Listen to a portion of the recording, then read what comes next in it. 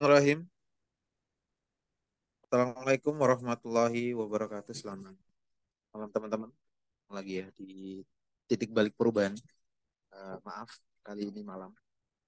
Sebelum kita awali kelas kita malam ini, marilah kita berdoa terlebih dahulu sebagai wujud kesyukuran atas nikmat, rahmat dan kepahaman dalam titik kelas kita malam ini. Berdoa silakan. A'udzubillahi minasyaitonirrajim. Bismillahirrahmanirrahim. Rabbi zidna ilma warzuqna fahma birahmatika ya arhamar rahimin. Amin. Oh ya, terima kasih ya teman-teman yang kemarin sudah ikut parenting map Dr. Sefali. Rencana ke depan, insya Allah kita akan membahas buku-buku yang lain ya. Monggo Kang. Oke, bismillahirrahmanirrahim. Assalamualaikum warahmatullahi wabarakatuh. Ini saya masih sambil akupunktur nih. Aslinya mau pamer tapi gelap. Lihat nggak Kang? Kelihatan tapi ya agak flashlight pakai flashlight. Ini saya lagi nyoba akupunktur gitu. Ingin pamer tapi waduh gelap. Apa Hur kalau pamer? Setelah kita lanjutin ya yang apa itu dissolving ego. Oh iya, sip. Nah, ini. Kayak gini loh. Agak depan baca. ada penerangan ya. Ada penerangan. Wah, wah tambah pinter gue. Aja kejaran aja pokoknya. Ya wes. Oke lah kita lanjut ya.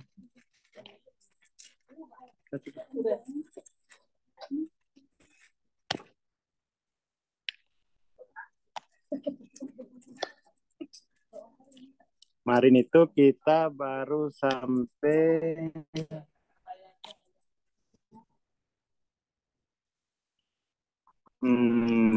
ini.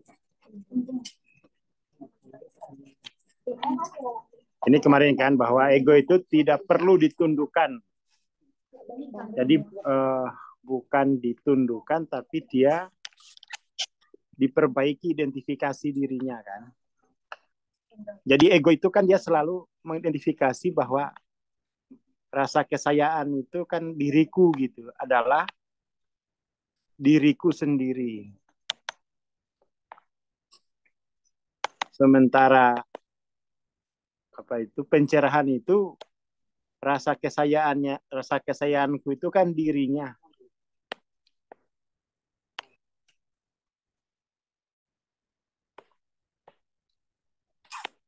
Kan seperti itu. Jadi memang dia nggak bisa dengan pendekatan jangan dualitas yang nggak bisa. Dia melalui identifikasi dengan yang benar, maka yang keliru itu jadi tidak ada gitu. Jadi berhenti mengidentifikasi wajah. Ini dia kan tubuh ini kan dimensi ketiga nih. Bisa jadi wajah, jenis kelamin, bisa juga tanah. Kemudian emosi atau pikiran ini kan keadaan kan. Dimensi keempat, waktu. Jadi tidak mengidentifikasi diri dengan wajah, dengan tanah, dengan jenis kelamin, dengan keadaan baik keadaan emosi maupun keadaan pikiran. Seperti itu.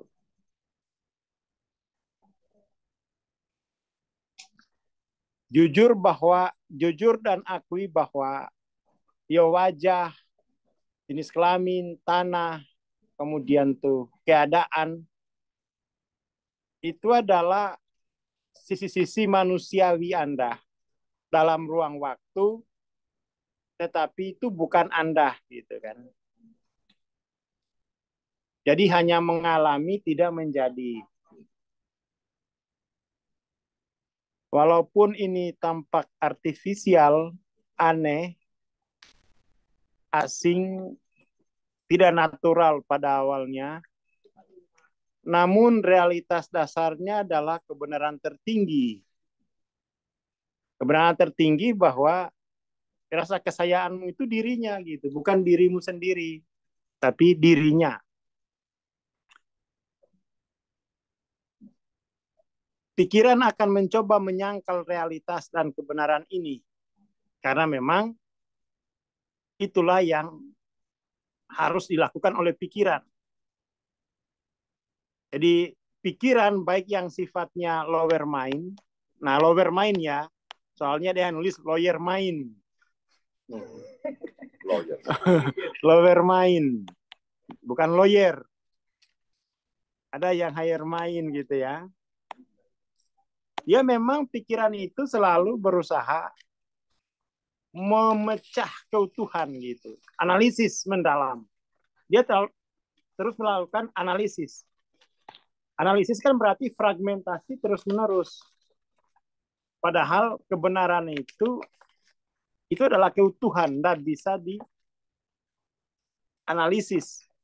Nah, kemudian tuh pikiran itu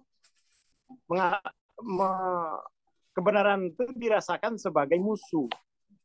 Keutuhan, kebenaran itu saya bilang keutuhan, dialami sebagai musuh. Kenapa? Karena memang sifat pikiran itu adalah fragmentasi terus-menerus.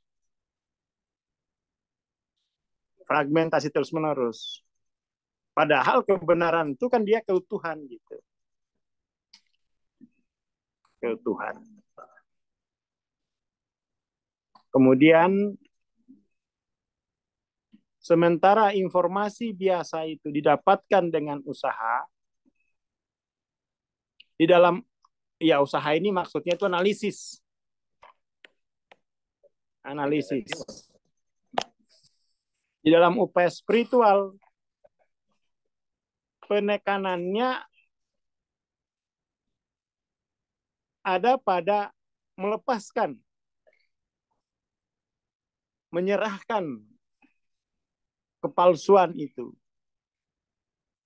menghilangkan kepalsuan, bukan untuk mendapatkan. Jadi kalau masih orientasinya untuk mendapatkan, itu dia masih levelnya itu ya identifikasi diri dengan dimensi 3-4. Makanya kalau ada tuh ya buku Ho'oponopono. Kalau dia bangkrut, maka kemudian tuh dia bertanya pada dirinya, apa yang harus jiwa saya itu menggenggam apa sehingga muncul yang ini. Yang digenggam itu yang harus dihilangkan, dilepaskan, diserahkan gitu. Bukan apa yang kurang pada diriku sehingga muncul kebangkrutan ini. Karena pertanyaannya apa yang kurang, dia akan terus mencari yang kurang tadi. Kurang ilmu ini, kurang habis. Ya kan? Akhirnya yang kurang itu adalah yang akan terus dicari. Tapi kalau spiritual itu, apa yang harus saya lepas? Karena kalau kebenaran itu kan dia katoka. Katoka itu dia pasti bete gitu. Maka hilangkan, lepaskan, serahkan apa yang menghalangi itu untuk aktual. Penghalangnya aja yang harus dilepaskan. Tentu ini pola pikir yang berbeda dengan dimensi ketiga keempat. Dia berangkat dari apa yang masih kurang pada diriku. Ya kurang banyak.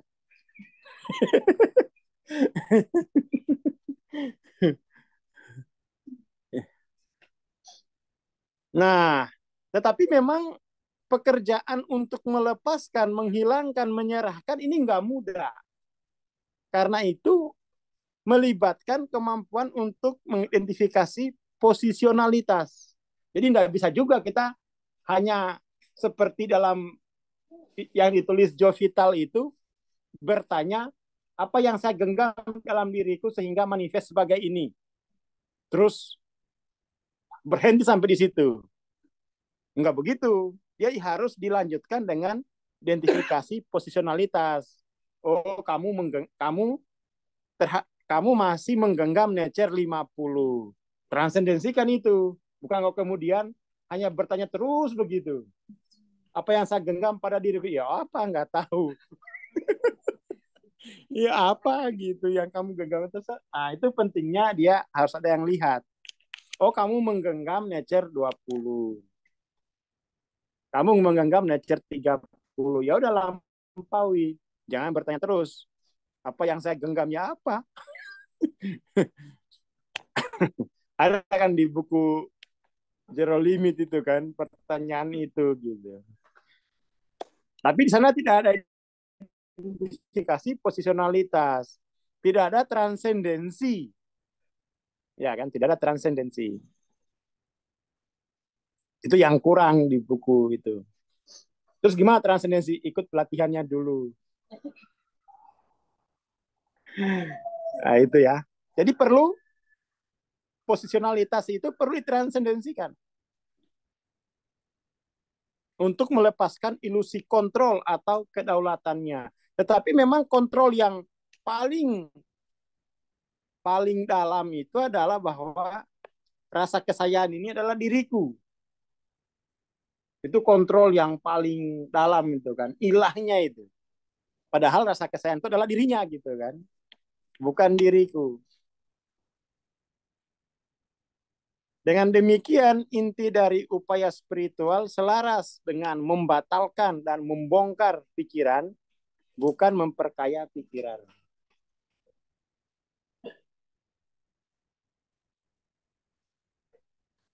Ya, saya kira itu dulu ya, Mas Yamim. Ini soalnya aku punkturnya mau dicabut. Iya, iya, iya. Aduh. Oke ya. Yuk, matur nuwun. Assalamualaikum. Waalaikumsalam warahmatullahi wabarakatuh. Terima kasih Bang Aswar. Terima kasih teman-teman. Pun sebentar. Semoga bisa ambil hikmahnya ya. Kita bertemu besok pagi insya Allah. Ditunggu aja pengumuman dan linknya di grup. Terima kasih. Assalamualaikum warahmatullahi wabarakatuh. Selamat malam dan selamat beristirahat.